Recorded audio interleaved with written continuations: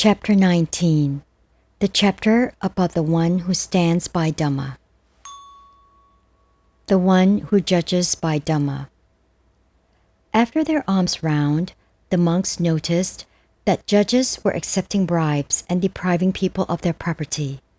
They reported this to the Buddha, who spoke this verse advising on who is a real judge. 256. One who would hastily settle a case is thereby not one who stands by Dhamma. The wise one should discriminate the two. What is the case and what is not the case? 257. The one who settles for other people without haste, justly and impartially, the sagacious one, protecting Dhamma, is said to be one who stands by Dhamma. The truly wise person. The group of 6 monks who were notorious for their bad behavior went round the monasteries, creating havoc and boasting about themselves in the refectories. When this matter was reported to the Buddha, he gave the teaching in this verse. 258. One is not a wise person merely because of speaking much. Being safe, hatred-free, fearless, one is then called a wise person. One who truly bears the Dhamma. Venerable Ekudana knew but one verse, which he recited on the fast day, and all the deities applauded. When 2 learned monks with their followings came by, they recited the Tipitaka, but received no applause. The Buddha explained that a monastic who knows one verse and practiced accordingly is better than someone who knows the words but practices not. 259. One is not a Dhamma bearer merely through speaking much, but the one who, having heard a little, sees Dhamma for himself, is one who bears Dhamma, the one who is not heedless regarding Dhamma. The true elder. The young-looking dwarf, Venerable Lakuntaka Patiya, one day went to attend to the duties for the Buddha. As he was leaving, some 30 monks arrived, and the Buddha asked them if they saw an elder on the way. They replied they only saw a young novice. Then the Buddha gave this teaching. 260. One is not an elder because one's head has gray hair, for the one who is only matured, aged, is said to be grown old in vain. 261. In whom is truth, Dhamma, restraint, non-violence, and good training. The wise one who throws out the stain is truly one called an elder. The person to be honored. Some learned monks, jealous of other monks having disciples who carried out their duties for them, went to the Buddha and asked for others to be forbidden to teach until they had undertaken training under their tutelage. The Buddha understood their intentions and taught them with this verse. 262, 263. Not by eloquence only, or by a beautiful complexion, is a person honorable.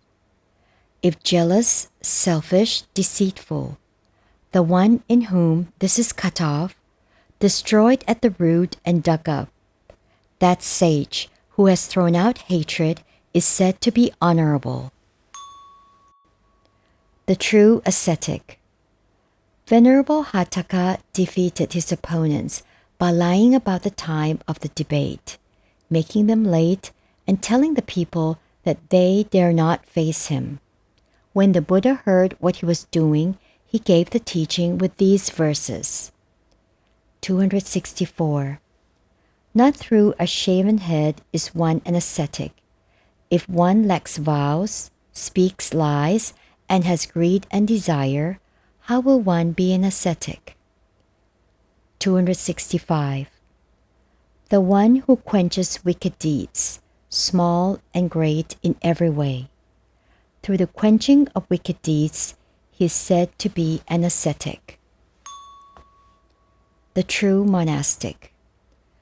A Brahmin who ordained in an outside order collected his alms food through begging. Later, he went to the Buddha and asked to be addressed as a Bhikkhu, like the Buddha's own disciples. But the Buddha explained with these verses that it is not the form that counts, but the cleansing of the mind. 266. One is not a monastic merely through eating others' alms food. The one who undertakes a false Dhamma to that extent is not a monastic. 267.